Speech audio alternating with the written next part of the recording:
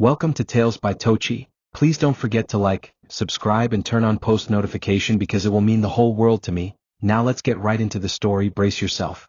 The morning light spilled slowly across the high walls of the Okafor estate, painting gold along the edges of the iron gate. The same gate that had become a monument of silence, standing as a line between power and poverty, between memory and denial. On the dusty pavement just outside the estate, stood a frail man. His figure hunched, his back slightly curved like a bow weathered by time. His eyes, sunken yet burning with quiet fire, stayed fixed on the entrance like a man waiting for heaven's gates to open. His name was Victor, though most who passed didn't know or care. To them he was the old madman at the gate. Clad in a faded blue shirt that had surrendered its buttons to age and struggle, and worn brown trousers that hung loosely on his bony waist, Victor had become a fixture outside the mansion, a ghost that never left. His skin bore the scars of sun and suffering, his white beard thick and tangled, like the roots of a tree clinging to life. He did not beg. He did not chase cars. He stood. Every morning he arrived before the estate's guards changed shifts. And every night he left only when the last light in the mansion went out. Sometimes he sat on the pavement, arms wrapped around his legs, whispering words only God could hear. Sometimes when the mansion's large black SUV drove out, he'd rise weakly and shout just one name, Jason, before being waved off or ignored entirely. The guards had long grown tired of chasing him. Some joked about him. Some pitied him. None truly saw him. 3 years. That's how long he had been coming. 3 years of scorching harmattan dust, of standing under Lagos's angry rain, of hearing laughter and whispers behind glass windows. And all the while the truth lived only in his heart. The truth that behind that gate, inside that fortress of wealth, lived his son, Jason Okafor, one of Nigeria's youngest tech billionaires. A man praised on magazine covers, followed by millions, known for his brilliance and philanthropic charm.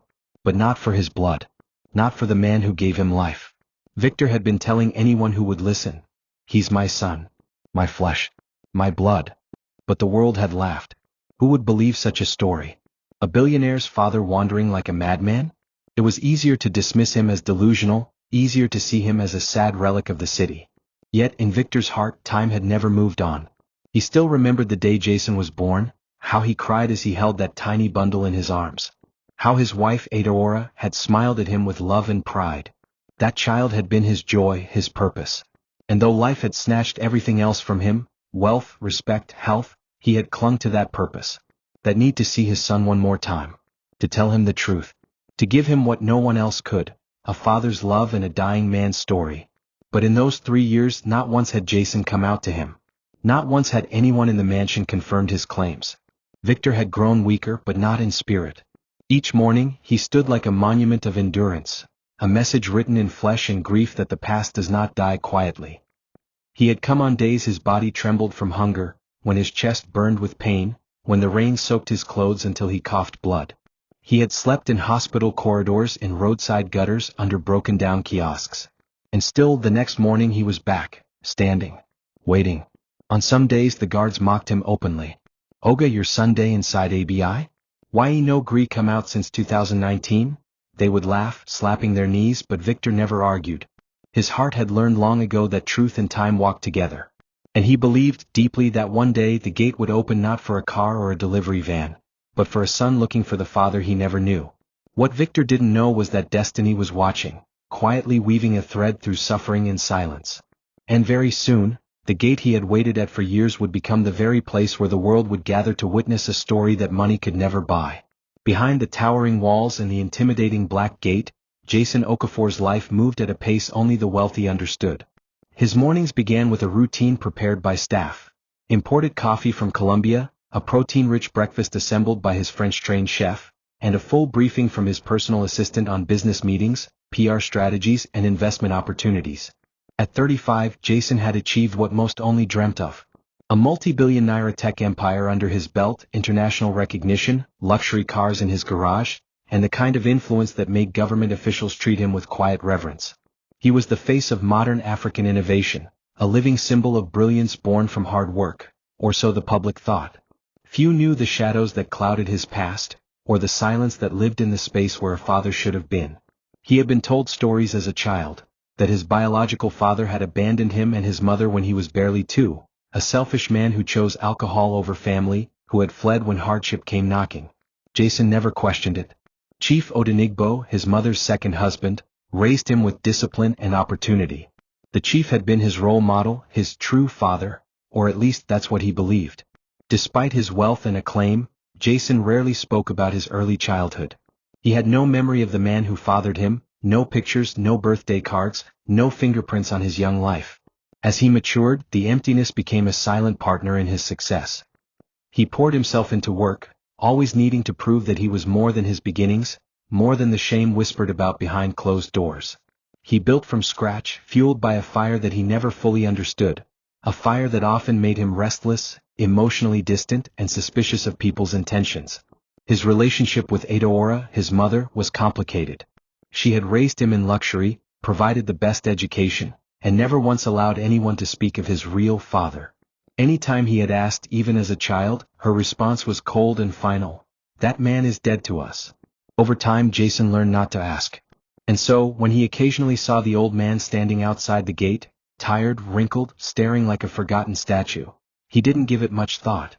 His guard said the man claimed to be his father, but Jason simply shook his head. Just another madman chasing shadows. Little did he know that the blood that made his heart beat was the same that waited patiently on the other side of the iron fence. That evening, as Jason sat in his massive study overlooking the city, surrounded by awards and glowing screens, his assistant briefed him on the day's schedule. He had calls with foreign investors, a gala to attend over the weekend, and a keynote address to prepare. Yet something about the man at the gate lingered in his thoughts like a whisper he couldn't place. He stood up and walked to the balcony, gazing down toward the front entrance of the mansion. The old man wasn't there. For the first time in a long while, Jason noticed his absence, and something about it felt off. A strange discomfort stirred in his chest, but he quickly dismissed it. "I need a break," he muttered, rubbing his temples. But far below, in a small roadside shack not far from the estate, Victor lay on a wooden bench, coughing, his chest tight, his breath shallow. Yet even in that moment of pain, his fingers gripped a crumpled photograph. A picture of him and a newborn Jason, barely a week old, swaddled in love and naivety. Time had taken much from Victor, but memory remained. And that night, under the blanket of Lego stars, both father and son unknowingly shared the same ache, a longing for truth neither one had ever been allowed to embrace. Before the mansion, before the gate, before the silence, there was love.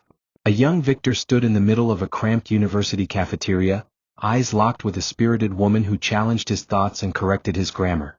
Adaora. She had ambition in her walk, fire in her voice, and a smile that could stop traffic. They were students then, hungry for knowledge, but hungrier for change. Victor was known for his tech brilliance, often building prototypes in their dusty dorm room with wires and borrowed components. Adaora, on the other hand, was political, sharp with words and full of dreams that stretched beyond lectures. Their romance was not sudden but steady. From late-night study sessions to long walks under the campus moonlight, their bond grew deeper. Friends envied them. Lecturers admired them. They were the kind of couple people believed would change Nigeria, and perhaps they could have. After graduation, they had nothing but each other and a battered laptop. They lived in a one-room apartment in Surulere, shared their meals, and had no air conditioner, only a plastic fan that clicked all night as it turned. They struggled, yes, but they had hope. Victor launched his small startup with the help of Adaora's savings. She believed in him when no one else did. When they couldn't pay NEPA bills, she sold her gold earrings. When the landlord threatened eviction, she convinced him to wait another month. And when their child came, little Jason, the love between them seemed indestructible. He was born on a rainy Tuesday, in a noisy general ward with a flickering light bulb. Victor held his son with trembling hands, tears spilling as Adaora watched from the bed, exhausted but glowing. "We'll give him everything," Victor whispered. "He'll never know our kind of struggle." Those were golden days. They had no money, but their hearts were rich. Jason became their world. Victor would code through the night while Adaora rocked the baby to sleep, humming songs her mother taught her. It was simple. It was honest. It was real. But reality has a way of testing the strongest of bonds, and soon the cracks would begin to show. The company began to grow. A foreign investor took notice. Suddenly, their dingy apartment was replaced by a two-bedroom flat. Then came the first car, then employees, then press interviews. Victor's name became known, and Adaora watched with pride. But as fame grew, so did the pressure. Victor was away more often. Meetings, travel, deadlines, and Adaora, once his partner in every decision, became sidelined. She started to feel invisible. The intimacy faded. Victor didn't cheat. He didn't drink. But he was absent, emotionally and physically. And then it happened, a scandal. A trusted employee leaked sensitive data to a competitor. The fallout was brutal. Victor's investors panicked. Lawsuits piled up. Within months, his entire company collapsed. They lost the house, the cars, the savings, everything. The press that once adored him turned. He was branded a failure. And it was in that moment, when he needed her most, that Adaora broke. She said things he never thought he'd hear. "You brought shame on us," she hissed. "You dragged us back into the gutter. I won't raise my son in poverty." And just like that, the woman who once pawned her earrings for his dreams packed her bags and left. The apartment echoed with silence after Adaora left. Jason's crib stood empty, the tiny stuffed elephant Victor had bought still lying beside the baby pillow. The drawers had been cleared, the scent of Adaora's perfume replaced by the smell of mold and dust. Victor sat on the floor that night, a cold bowl of noodles beside him, untouched. He didn't cry. He couldn't. The grief sat too deep for tears. He stared at the door, hoping, believing, that she'd return. That she'd come back with Jason in her arms and say, "I'm sorry. I just needed space."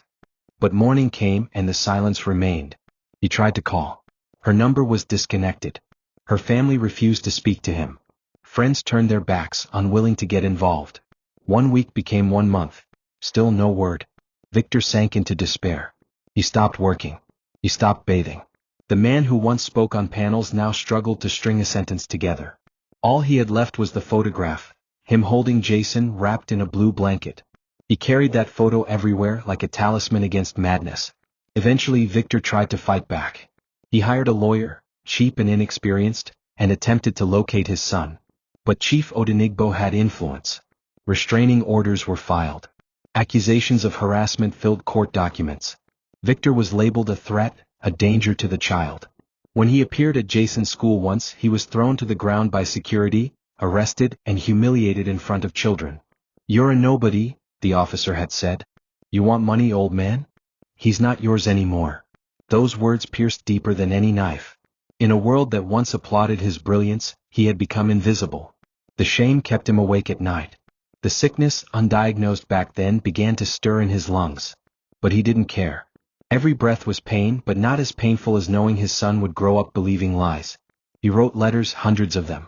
None were sent. He dreamed of Jason often, the way his tiny fingers once gripped his thumb. But dreams faded and reality hardened like cement. Then one night, while sitting outside a local pharmacy coughing blood into a rag, Victor overheard 2 young men discussing Jason's latest success. "The boy is unstoppable," one said. "You know he's building an AI hub in Lekki?" The other laughed. "Big man thinks. Money full ground. His stepfather must be proud." Victor felt something in his chest, not sickness this time but a flicker of resolve. He stood slowly, held onto a rusty railing and whispered to himself, "If I have to die standing, I will. But he will know who I am." And so, the next morning Victor walked to the gates of the mansion. It was the beginning of a long vigil, one that would shake the city, melt hearts, and reveal truths long buried by pride and pain. The fall of Victor's empire was not sudden. It was a slow, agonizing descent. It began with a betrayal. One of his most trusted managers, a man he mentored from youth, sold company secrets to a foreign competitor in exchange for a lucrative position. It was the kind of corporate treachery that destroyed not just balance sheets but legacies. Contracts were canceled overnight, partnerships dissolved, and investors withdrew their funding with cold, calculated statements. The media that once celebrated Victor's genius now circled like vultures, feasting on the carcass of his reputation. Headlines painted him as reckless, claiming he had grown too ambitious, too trusting, too arrogant. By the time the board summoned him, the decision had already been made. They forced him to resign, stripping him of his shares and control. His employees, some of whom he had personally pulled out of poverty, turned their backs. And the building he once owned, with his name proudly inscribed on the front, was renamed under new management. Victor left with nothing but the clothes on his back and the haunting echo of his failure. Adaora's reaction was swift and cruel. The moment the news broke, she changed. The warmth that once filled her voice became ice. She no longer looked at him with hope but with resentment. "How could you let this happen?" she accused. "We were finally there. We made it and you ruined it." Victor tried to explain, tried to hold her hands and tell her that it wasn't over, that he would rise again. But she wasn't listening. Her mind had already left, and her heart soon followed. Within a week, she moved out of their apartment, taking Jason with her. She left a short note. Nothing poetic, nothing emotional. I refuse to suffer again. You're on your own. Victor was shattered. He waited by the door for days, hoping she would return, that she had left in anger and would come back to talk. But days turned to weeks. He went to her sister's house, only to be told Adaora had traveled. He called friends who awkwardly told him they didn't want to get involved. When he finally tracked her down through an old family friend, he learned she had moved in with Chief Odenigbo, a man she once claimed to despise. Victor didn't know the chief well, only that he was immensely wealthy and politically connected. He owned properties, shipping businesses, and was known to be ruthless in both business and personal affairs. The knowledge that his wife had taken their son to live under another man's roof crushed Victor in ways words could not describe. He had loved Adaora with every fiber of his being. He had built his dreams around her and their son. And now she was gone just like that. Worse still, she was telling people that Victor had abandoned them. That he couldn't handle poverty, so he left. The narrative caught fire quickly. In a society where respect was tied to wealth, no one bothered to ask for Victor's side of the story. He was poor, so he was guilty. And in the eyes of the world, and eventually in the mind of his growing son, he was just a man who had failed his family and disappeared. Victor's final attempt to reclaim his son came 6 months after Adaora left. It had taken him that long to gather the strength, and the small amount of money, to hire a lawyer and file for partial custody. He had no income, no house and no legal support, but he had hope. He walked into the courtroom dressed in an old suit, the seams fraying at the shoulders, and held a worn briefcase filled with documents he thought would prove his devotion as a father. But what awaited him inside was a brutal display of wealth versus dignity. Adaora arrived in a chauffeur-driven car, escorted by Chief Odenigbo's private lawyer, one of the most expensive in Lagos. She didn't even glance at Victor as she walked past, her perfume filling the hallway like a barrier between their past and present. The judge barely let Victor speak. The opposing counsel presented evidence of his supposed instability, referencing his financial collapse, a fabricated drinking problem, and emotional instability. Victor's voice cracked as he tried to plead, to explain that none of it was true, but the courtroom was deaf to the cries of a broken man. The judgment was swift: full custody to Adaora. No visitation rights. No contact. No appeals allowed without significant new evidence. As Victor stepped out of the courtroom, the wind felt colder than usual. He sat on the concrete steps, head in his hands, and wept, not for the judgment, not even for the public humiliation, but for Jason. He imagined his son waking up in a new mansion, playing with new toys, calling another man Daddy. That image would torment him for years. The world was moving on without him, and he was expected to fade into the background quietly. But Victor wasn't ready to give up. A part of him still believed that truth would shine through, that someday Jason would come looking for answers. So he wrote letters, unsent letters, hundreds of them. He documented memories, Jason's first steps, his first word, the night he held him during a fever and didn't sleep. He wrote about his dreams for his son, his regrets, his love. These letters became his lifeline, his therapy, his hope. The years passed slowly. Victor survived on menial jobs, slept in unfinished buildings, and relied on the kindness of a few who still remembered his name. But as time marched on, his health began to fail. His cough grew persistent. His chest ached constantly. He visited a government hospital one day, after collapsing while washing cars in Yaba. The diagnosis was devastating: late-stage lung cancer. The doctor spoke in a hushed tone, offering generic advice about making peace and preparing for the end. But Victor didn't flinch. Death no longer frightened him. What frightened him was dying without ever speaking to his son again. Without telling him the truth. Without correcting the lie that had defined his life. And so, he made a decision, one final act of love and defiance. He would go to Jason's mansion and wait. Not for a week. Not for a month. For as long as it took. And so, with a heart full of pain and a soul full of purpose, he began the longest vigil of his life. Chief Odenigbo was a man whose reputation preceded him. Born into old money and raised among politicians, he had mastered the art of influence.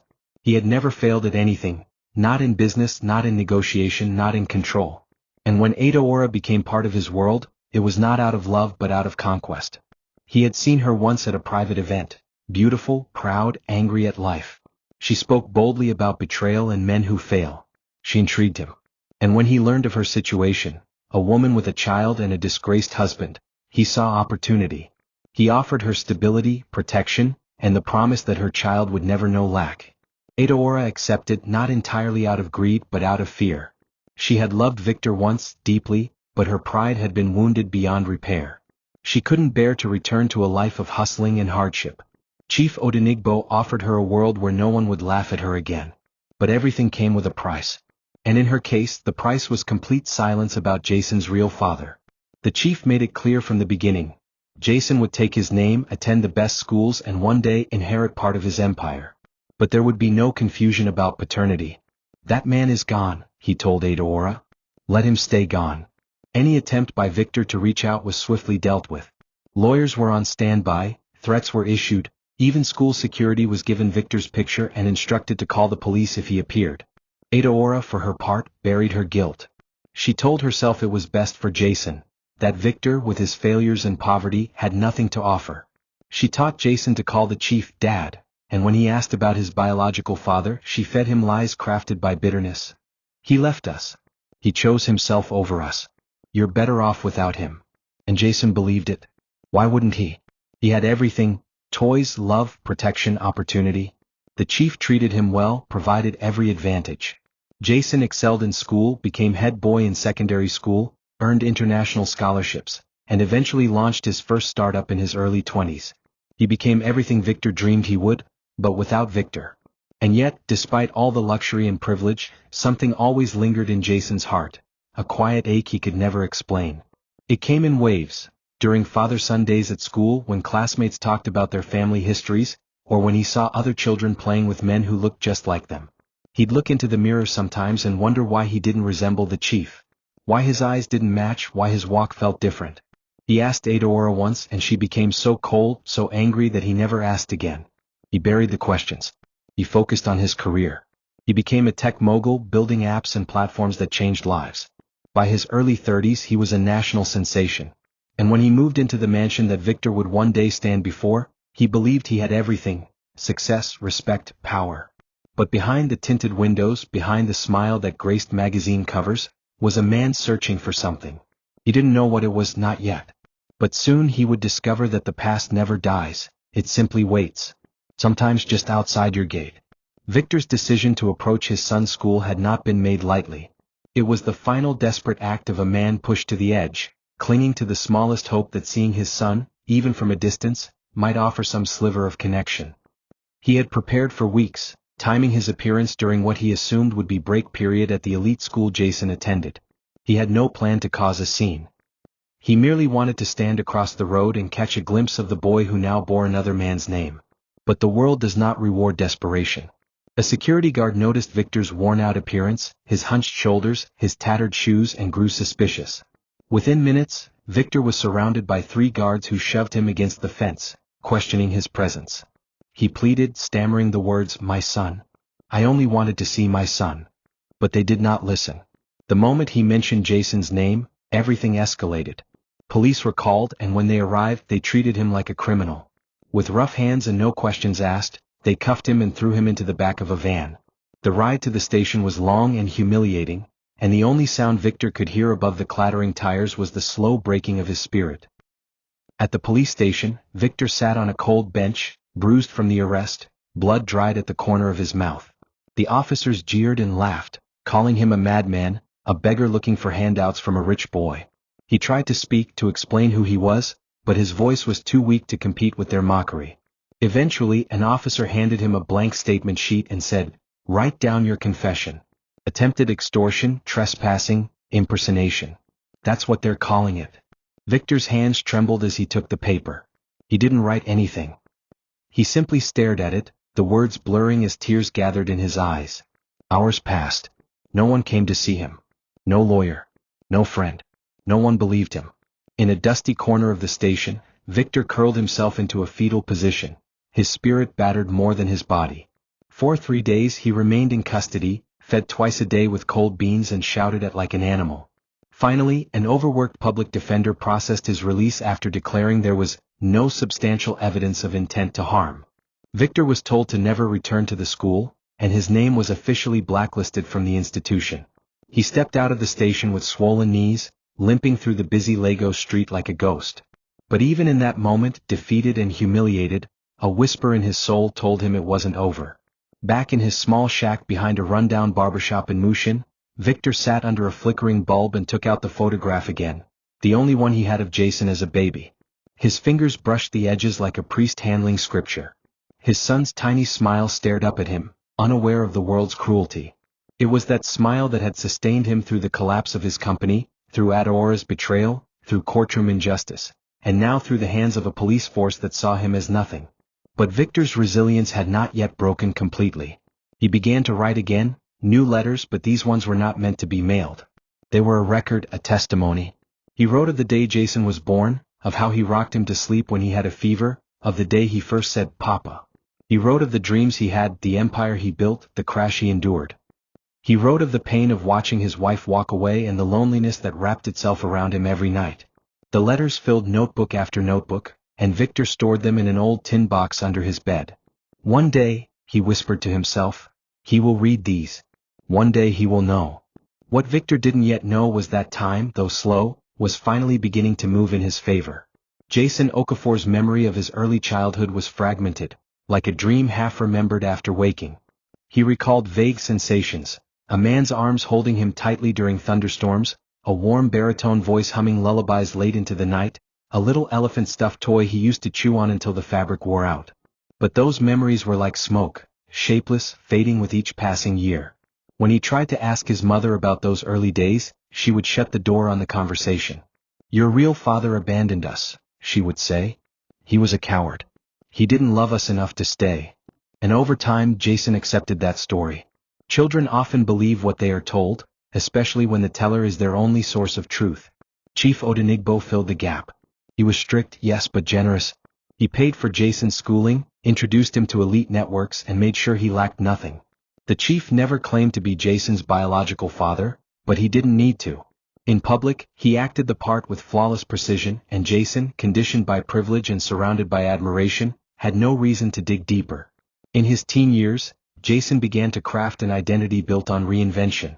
He was aware that his biological father had once been a businessman, a failed one. It was whispered at high society parties, mentioned in old articles buried deep on the internet. Jason never denied it, but he never explored it either. The failure of his father became a quiet stain on his success, a reminder of what not to become. He worked harder than everyone else, overcompensating for the ghost of a past he didn't fully understand. By the time he graduated from university, he had already launched his first software platform. Within a year it was acquired by a global firm. More success followed. Investors loved him, magazines hailed him, women chased him. Yet despite all the attention and luxury, he always felt an emptiness, a hunger that no accolade could satisfy. At night, he sometimes dreamed of a man's face he couldn't recognize, a blurry figure with tired eyes and gentle hands.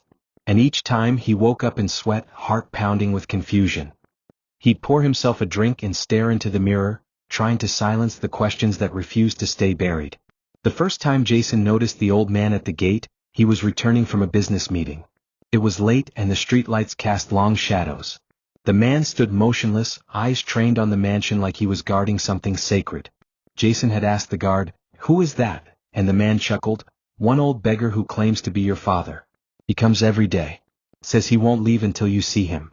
Jason had laughed then, a hollow, dismissive laugh. "Ignore him," he said. "Probably just another lunatic looking for attention or money." But that night, as he lay in his designer sheets, the image of that man returned. Something in his posture, in the quiet sorrow of his eyes, unsettled Jason. He turned in bed restless. The words repeated in his mind like a whisper, "Your father." But who was his father really? And why did it feel like the answers had been hidden from him all his life? Victor's health, already fragile, took a sharp downturn after his arrest. The nights had grown colder, and the cough that had once come and gone now refused to leave. He struggled to breathe at times, each inhale feeling like glass shards slicing his chest. He ignored it at first, attributing the pain to stress and age. But when he collapsed while sweeping a church compound in exchange for a plate of rice, the people around him knew it was serious. A good Samaritan helped him to a nearby government hospital, where he was admitted under emergency care. The ward was overcrowded, underfunded, and noisy, but for Victor, it was a palace. He lay on a worn-out mattress, eyes on the cracked ceiling, wondering if this was the place he would die. The doctor, a young man with kind eyes and a heavy heart, delivered the diagnosis: advanced lung cancer. It had spread to his lymph nodes and possibly his bones. The doctor didn't sugarcoat it. "You have months," he said gently. "Maybe less." "I'm sorry." Victor didn't cry. He nodded, whispered a prayer, and asked to be discharged. There was one more thing he had to do, something more important than healing. He returned to the mansion gate the very next morning, though every muscle in his body begged him to rest. His steps were slower, his limbs weaker, but his resolve had never been stronger. He stood at the same spot, leaned slightly on the rusted fence, and whispered to the guards once again, "Tell him, please, his father is here." The guards, by now familiar with him, had stopped mocking. Some even brought him water. But still no one believed his story. It had become folklore, the dying madman who thinks he's the father of a billionaire. Yet Victor remained. He waited through the rainy season, wrapped in a torn jacket he had found behind a shop. He waited when his nose bled from the harsh harmattan. He waited when his feet blistered and his breath grew shallower by the day.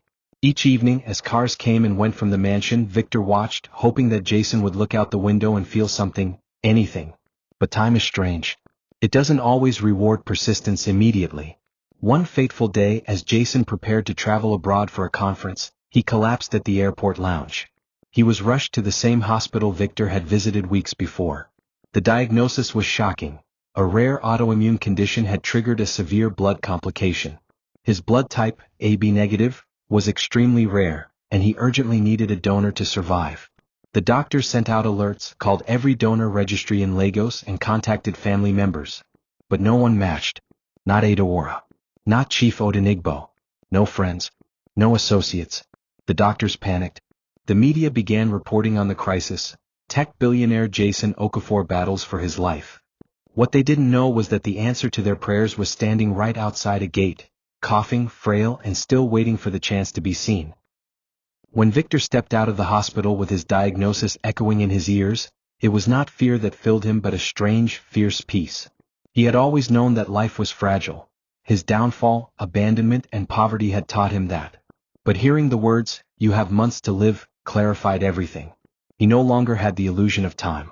The cancer had taken root too deep for any treatment he could afford. What remained was not time but meaning, the meaning of his last days. He knew his legacy could not be wealth, and there would be no memorial service attended by dignitaries. But there could be truth. There could be something more powerful than recognition, a final offering of love and truth to the son who didn't know he had a father waiting just beyond the walls of his life. Victor returned to the gate the following day, coughing blood into a handkerchief he hid in his pocket, and leaned against the post with more determination than ever. If he was to die, he would die waiting in the one place that mattered, at the edge of his son's world. It became his vow. Rain, sun, illness, none of it stopped him. Each morning he limped to the gate, arriving before the mansion stirred, before the cooks began their preparations, before the house staff polished the marble floors. He stood there as the city awoke, and he remained as dusk painted the sky in gold. On days when his legs trembled, he sat on the pavement. When his breath shortened, he lay on his side, clutching his ribs until the spasms passed. But his eyes always remained fixed on the entrance, watching. He became known in the neighborhood, not just as a madman anymore, but as a quiet figure of mystery and devotion. Some vendors gave him food out of pity. A few housemaids in nearby homes would sneak him water or fruit. A young girl from a street kiosk even asked once, "Baba, why you day stay here every day?" He smiled and whispered, "Because my son lives here and one day he'll need me." She had laughed, a soft, sweet laugh, and skipped away. But Victor wasn't joking. He didn't have the luxury of delusion. He had only faith and a father's promise. Over the next few months, his body deteriorated visibly. His once solid frame now looked like skin stretched over bones. His beard, once proud and thick, was now matted and white. He coughed more, moved less, and sometimes drifted into sleep during the day. But even sleep was a battle. Nightmares of Jason's face, cold and unknowing, haunted him. In those dreams, he stood inches from his son, shouting his name, but no sound came. He would wake up in panic, clutching his chest, whispering apologies into the wind. Still he returned to the gate. Each morning people asked, "Old man, why don't you go rest? You're killing yourself." and he would smile gently and say, "I've already lived. Now I'm waiting to matter." The mansion staff had stopped engaging him altogether. They simply saw him as part of the scenery. They did not know that the man they ignored was the final thread in a story about to unravel in ways none of them could imagine. As time passed, the street outside Jason Okafor's mansion became more familiar with Victor than with any security detail. He had become a fixture, like a streetlight that flickered every night but never died. Children joked about him as they walked home from school. Drivers used him as a landmark: turn right after the old man who never moves.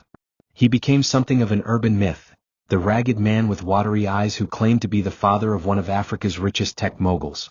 Some people pitied him. Others laughed. A few whispered their own theories. Some said he had a mental illness. Others speculated he was once rich but lost everything. But no one took him seriously. Even the street pastors who roamed the area avoided him, unsure if they should preach or pray for him. And the media? Once or twice a blogger tried to approach him, hoping to catch a sensational clip. "Old man claims he's billionaire's father," one headline read. It went viral briefly, but was quickly buried by celebrity gossip and political drama. The world had no time for dusty truth. Victor, meanwhile, endured every insult with the dignity of a king in exile. He never raised his voice, never cursed those who mocked him. When people threw sachets of water at him or shouted insults from passing bikes, he remained still. He had learned long ago that rage was a luxury. His eyes were always focused on the gate, and in his heart, he recited his son's name like a prayer. He began writing again, this time in a torn leather-bound notebook. "Dear Jason," each entry began. He wrote about the people who mocked him, the kindness of the fruit seller who once gave him bananas, the ache in his bones every morning, and the hope that refused to die in his chest. He wrote about how Jason used to clutch his thumb as a baby and how his first giggle sounded like music. The notebook became his new voice, the record he hoped would one day reach his son. "If I die before you know me," one entry read, "let these words be proof that I waited, that I loved, that I never stopped trying." Inside the mansion, life continued without interruption. Jason was preparing to launch a new software innovation expected to disrupt the logistics industry. Investors flew in and out of the country. Interviews were booked. Articles praised his brilliance. Yet, something had begun to change in him. He couldn't explain it, but there were nights he couldn't sleep. The image of the old man haunted him now, the consistency of his presence, the sorrow etched into his posture. Jason began asking more questions. Who was that man really? Why did he never miss a day? What kind of madness drove someone to wait for years outside a gate without asking for money or food? But every time he voiced his concern, he was shut down. "Don't give him attention," Adora warned. "He's just another lunatic trying to exploit your name." And Chief Odenigbo, always composed, added coldly, "A man who needs to be heard that badly usually doesn't deserve to be." Jason nodded each time, but something in him itched, a curiosity that was slowly becoming an obsession. He didn't know that time was closing in on him, and soon, curiosity would give way to revelation. Jason Okafor had built an empire on data, logic, and control. He trusted algorithms more than instinct, contracts more than emotion. But none of his tech skills could explain the haunting restlessness growing inside him. The image of the old man lingered like a virus in his system. Every morning, from the top floor of the mansion, Jason would peer out of his window to see if the man was there. And he always was, standing or sitting in that same quiet spot, frail but unwavering. Jason began to avoid those windows. He felt strange guilt, one that defied logic. He had done nothing wrong, yet something in his gut told him otherwise. "He's just a beggar," he would tell himself. "This is not my problem." But the unease didn't leave. It followed him into boardrooms, into conferences, even into his dreams. One night, after returning from a high-profile panel, he lay in bed and whispered to his ceiling, "What if he's telling the truth?" It was the first time he admitted it, even to himself. But the weight of the possibility was too much. He quickly drowned it in whiskey and silence. Meanwhile, Victor's health worsened. He began coughing up blood more frequently, and his legs trembled even when standing still. His once daily walks to the nearest mosque to collect water stopped. A kind roadside vendor named Mama Titi now brought him water and bread every 2 days. "You need hospital," she told him once, concerned by the yellowing of his eyes. "I don't need a hospital," he replied. "I need a moment with my son." She looked at him with tears in her eyes, unsure if she was speaking to a prophet or a dying man clinging to ghosts. On days when the pain was unbearable, Victor would close his eyes and imagine Jason's voice. what it would sound like, whether it would resemble his own. He wondered if his son liked spicy food, if he laughed loudly or quietly, if he had his mother's temper or his stubborn patience. These thoughts became his medicine. The more his body betrayed him, the more his soul held on. In the mansion, Adaora grew increasingly nervous. She had noticed Jason's distracted behavior, the way he lingered by windows, the questions he asked. She feared the past was resurfacing, and with it, the truth she had buried for over 3 decades. One evening she confronted Jason after dinner. "You've been quiet," she said. "Is it about that man again?" Jason didn't deny it. "He's been out there every day, Mum." "What if—" "Stop," she snapped. "You want to destroy everything we built? That man is nothing. He's a liar. Your real father is dead." Her voice was sharp, final. But Jason didn't believe her. Not anymore. And though he didn't yet have the courage to confront her further, a decision had begun forming in his heart, a need to find out the truth for himself. But fate, as always, had a way of moving faster than plans. Because even before Jason could act, the universe would create a scenario where truth couldn't hide, one where blood, not lies, would decide destiny. It was a bright morning when the unexpected happened. Jason had just concluded a boardroom presentation on a potential merger with a Dubai-based tech firm. His assistant trailed behind him as he exited the glass tower where his main office was located, showered with praise and handshakes from investors who admired his intelligence and calm leadership. Yet, beneath that polished exterior, something wasn't right. For weeks, Jason had been experiencing dizzy spells, migraines, and unexplained fatigue. He had blamed it on stress, the weight of responsibility, the sleepless nights filled with software bugs and corporate calculations. But this time, as he stepped onto the red carpet outside, smiled for the press, and raised his hand in a confident wave, his body betrayed him. His vision blurred. His knees gave way. Cameras clicked at first, thinking he was bowing dramatically. But when his body crumpled to the ground, unconscious, panic erupted. Security guards rushed to his side. Phones flew out. Someone screamed. His assistant shouted his name, but Jason didn't respond. His breathing was shallow. His lips had gone pale. And the man who controlled a multi-billion-naira empire lay helpless, his life slipping through fingers no wealth could grip. An ambulance arrived within minutes, but by the time they wheeled him into the hospital's emergency ward, the entire city was buzzing with the news. Tech billionaire Jason Okafor collapses at event.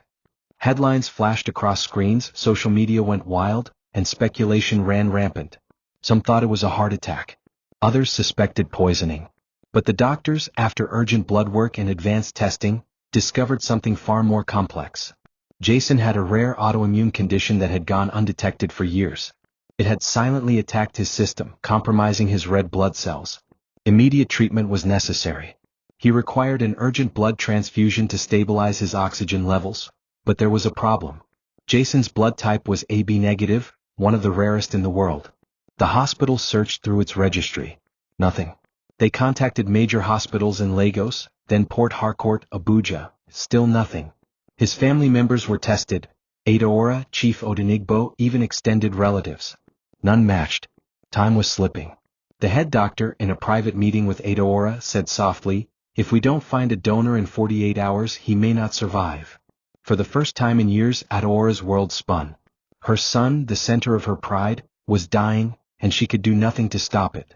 Inside the ward, Jason drifted in and out of consciousness. Machines beeped steadily beside him. Tubes ran into his veins.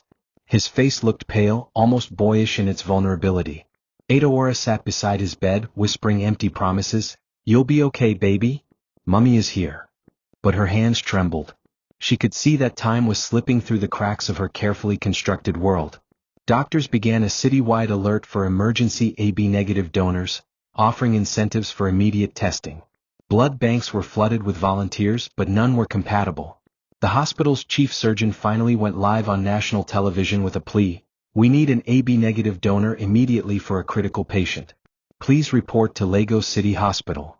And outside in the streets, as crowds gathered and screens broadcast the plea, an old man leaned weakly against a rusted gate. He had heard it. Every word. The blood type. The urgency. The name they didn't mention, but he already knew. His fingers trembled. His eyes filled with tears. Slowly, Victor picked up his stick, turned toward the road, and began to walk. The city's response to the hospital's public appeal was nothing short of overwhelming. Lagos, loud and always on the move, suddenly shifted its rhythm in response to the billionaire's health crisis. Hundreds of people queued at hospitals, diagnostic centers, and private clinics hoping to be the match that could save Jason Okafor's life. The government, eager to be seen taking action, ordered free blood screenings across all local government hospitals. Social media influencers posted hashtags like #SaveJason and #ABNegativeMiracle. Well-meaning celebrities offered to fly in donors from abroad, unaware that international logistics would take longer than Jason had. The press ran constant updates, but one headline remained unchanged for 2 days: no match found yet. Inside Lagos City Hospital, tension ran high. The medical team had administered temporary plasma solutions to stabilize Jason's vitals, but they wouldn't hold much longer. His breathing was becoming more labored. His oxygen levels were dropping dangerously low. One senior doctor, pacing the corridor, whispered to a nurse, "If we don't find that blood today, we should prepare the family for the worst." Back at the mansion, Ada Ora paced the living room like a caged animal. For the first time in decades, her power, her control, and her pride were useless. Her carefully curated life, her perfect son, her husband's wealth, her polished social image, was unraveling before her. She had built an empire on lies, and now her son might die without ever knowing the truth. The guilt was unbearable, yet still she clung to denial. She refused to entertain the idea that the man at the gate, the one she had banished from their lives, could be relevant. Chief Odenigbo, watching from his leather armchair, remained stoic. "It's God's will," he said. "He is not our biological child, Ada Ora. Let nature take its course." She turned to him, horrified. "What are you saying?" "He's our son." The chief's eyes narrowed. "No, he's your son. And the only man who could save him is the one you swore he would never meet." Those words hit her like a slap. Her mouth opened, but no words came. Because deep down she knew. She had always known. Jason's blood didn't come from Odenigbo. It came from Victor. The man who had waited faithfully outside their gate for 3 years. The man she had turned into a ghost. And just as Lagos began to lose hope, Victor arrived at the hospital gates. Weak, trembling, soaked in sweat, he leaned against the metal door for support. He was unrecognizable to many, not the man who had once built a startup empire, but a figure carved by suffering and determination. A nurse rushed to him. "Are you all right, sir?" Victor nodded slowly. "I heard, you need an AB-negative donor." She froze. You have AB-negative blood?" He nodded again. "And the patient is my son." Within seconds, chaos erupted. Doctors were alerted. Victor was rushed into screening. The test confirmed what fate had already written: a perfect match. Word spread like fire. The old man from the gate, the one everyone had dismissed, mocked, and ignored, was the only person who could save Jason's life. The news cameras arrived. The media finally connected the dots. The man was not a lunatic. He was Victor Ease, the biological father of Jason Okafor. The truth could no longer be denied. Not by Ada Ora. Not by the chief. Not by the world. Victor lay in the hospital bed, veins connected to tubes, chest rising slowly with every strained breath. The doctors explained the risks to him. "You're not well enough," the chief surgeon warned. "Your body might not survive the donation." Victor's eyes remained fixed on the ceiling. "If my son can live, then my life has served its purpose." There was no hesitation, no fear. Just love, raw, sacrificial, and resolute. The medical team prepped him for transfusion, placing him under close observation. His heart was weak, his lungs damaged, but his spirit remained unbreakable. As the nurses worked, one whispered in awe, "This is the man who waited at the gate." Another added, 3 years. Every single day. Word continued to spread through the hospital halls. Even staff who had mocked the old man before now bowed their heads when they passed his room. Journalists gathered outside. Some wept. Some documented. But all of them now believed. For once, the city's noise bowed to the silence of a father's love. Meanwhile, Jason remained unconscious, machines beeping beside him, his face pale under the fluorescent lights. The medical team monitored his vitals closely, waiting for the moment the transfusion would begin. In another room, Ada Ora sat with her head in her hands, weeping like she hadn't done in decades. The image of Victor, lying on a stretcher to save the child she had stolen from him, shattered her soul. She remembered the day she left him, the cruel words, the cold departure, the promise she had made never to let him near their son. And now he was the only one willing to give his life for that same child. "What have I done?" she whispered. No one answered. Because the truth had finally cornered her. She had lied. She had poisoned her son's mind. She had rewritten history to suit her shame. But the truth had waited. It had stood at her gate every day, silently reminding her that it never dies, only waits. The transfusion began quietly, with doctors carefully extracting the needed blood from Victor's fragile body. The process took hours. Jason's vitals gradually stabilized. His color returned. His heartbeat strengthened. By morning he opened his eyes, confused, disoriented, but alive. Adaora rushed to his side, sobbing. "You're okay, Jason, you're okay." But Jason's voice was weak as he murmured, "Where? Who saved me?" She hesitated. The nurse behind her answered softly, "Your father." Jason blinked. "Chief Odenigbo?" "No," the nurse replied, eyes moist. "Your real father." And as the words settled in his ears, Jason's world tilted. 1,000 questions burst in his mind, but only one mattered. "Where is he?" The nurse pointed down the hall. Jason, despite his frailty, pushed himself to sit up. "Take me to him." Because somewhere in that hospital, the man who had waited at the gate for 3 years, the man he had never known, had just given him the one thing no one else could: life itself. Jason's feet touched the cold hospital floor like it was sacred ground. Though nurses pleaded for him to rest, something within him propelled him forward.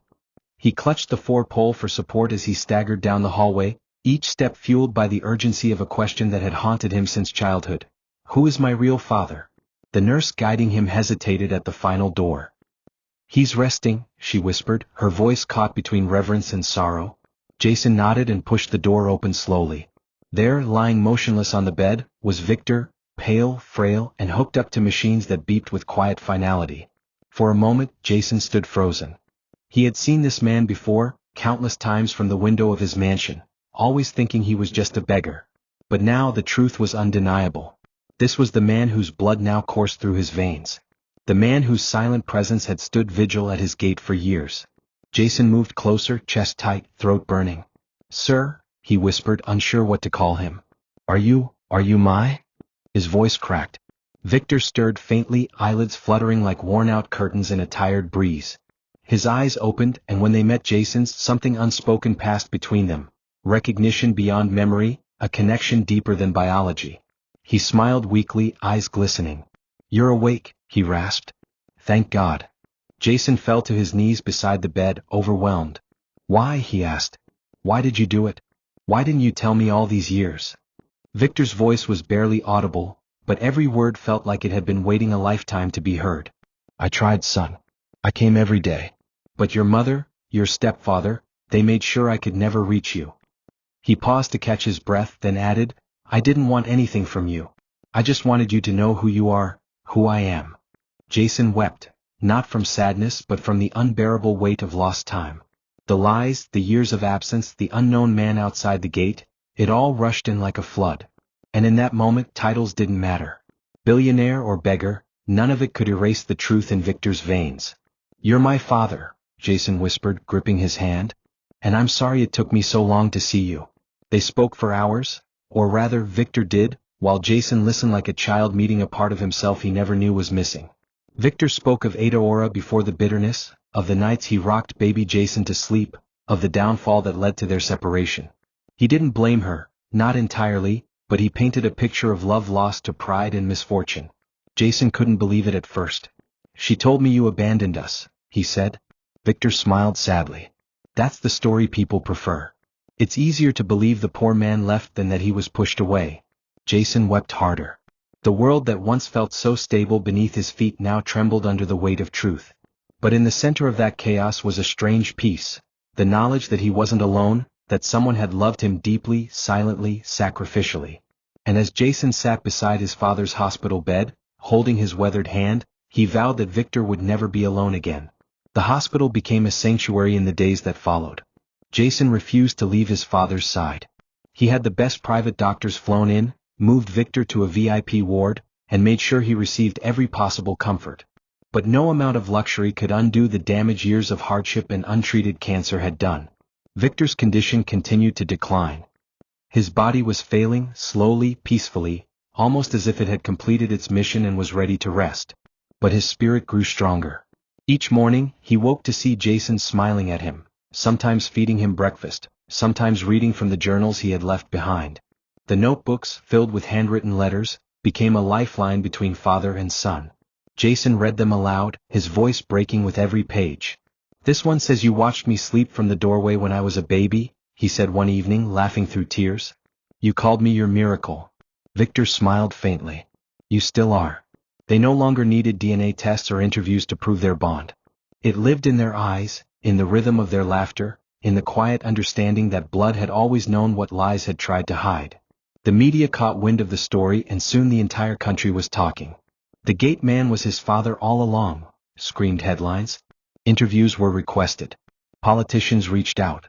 Social media exploded with posts praising Victor's love and condemning Adaora and Chief Odenigbo's deceit. But Jason declined all interviews.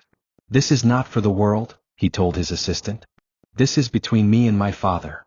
Still, people gathered outside the hospital every day, lighting candles, leaving flowers. A mural of Victor holding baby Jason, based on one of the old photographs he'd kept, was painted near the hospital entrance. Victor had become more than a father. He was a symbol of perseverance, of truth, of love that refused to die. And inside that quiet hospital room, with the city watching and the world whispering, Victor prepared for goodbye. One night, as Jason sat by his side, he said softly, "I used to pray that God would give me just one moment to hold your hand. He gave me much more than that." Jason's grip tightened. "Don't talk like that, Dad. We have time."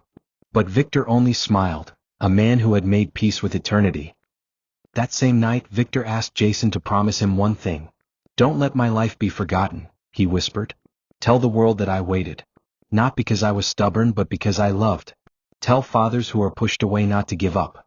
Tell sons to ask questions before believing lies. And tell mothers to choose truth over pride."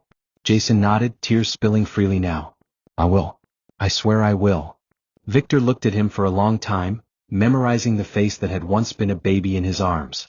And then, with one final breath, he closed his eyes. His heart slowed, then stopped. The machines went silent. And Jason, sobbing into his father's chest, whispered the words he had waited a lifetime to say, "I love you, Dad." That night, the man who waited at the gate for 3 years, who gave his blood to save a son who didn't know him, left the world with his mission fulfilled. He had not died a beggar.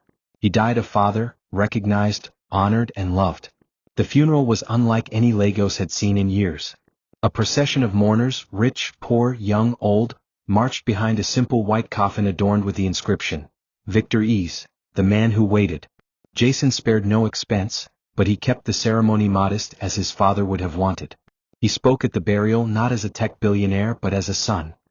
"He stood outside my gate for 3 years, he said, voice cracking. "He gave his blood to save my life. He taught me that love doesn't always knock. Sometimes, it waits silently until you open your heart." The crowd wept. Journalists captured every moment. But amidst the flowers and speeches, one face was absent, Adaora. She had not attended the funeral. She sat in her mansion, blinds drawn, clutching a framed photo of Jason as a child. Her world had crumbled. The truth had escaped her grip, and the man she had buried in shame was now being celebrated across the nation. She hadn't just lost control. She had lost her son's trust. Jason visited her 2 days after the funeral. He didn't shout. He didn't break things. He simply stood in the living room where he'd grown up and asked, "Why?" Adaora, aged beyond her years, looked up with hollow eyes. "I was afraid," she said. "Afraid you'd hate me if you knew the truth. Afraid of going back to poverty. Afraid of losing everything." Jason shook his head. "You didn't just lie to me. You stole from me. You stole my father." Her lip trembled. "I loved him once, you know. But when he fell, I couldn't." She broke into tears. "I was weak, Jason. I didn't believe he'd rise again. I thought burying the past would protect you." Jason's jaw tightened. "It didn't protect me. It blinded me. I had a father outside that gate, and you watched him suffer in silence." He turned to leave, his voice quiet but final. "I don't know if I can forgive you. Not yet." And with that he walked away. Adaora collapsed to her knees, the photo slipping from her hand. The echo of her son's footsteps was the loudest sound in the house. That evening, Jason returned to Victor's room at the hospital, now preserved exactly as it had been. He sat by the bed, took out the notebook of letters and began reading again. In one of the final entries Victor had written, "If you ever read this, know that I never stopped believing in you. Even when I was invisible." even when I was unwanted. I knew you were worth waiting for. Jason pressed the notebook to his chest and closed his eyes. The pain was still raw, but in that pain was healing. The truth had come, heavy and brutal but also liberating. And now, Jason had one final thing to do, something that would ensure his father's story would never be forgotten. 6 months after Victor's burial, Jason Okafor stood at the same spot where his father had waited every single day for 3 years. The street looked the same, the busy road, the scent of roasted corn from a nearby stall, the same guard post. But to Jason, everything had changed. A new structure now stood beside the gate, a gleaming bronze statue of Victor, life-sized, immortalized in his quiet posture of waiting.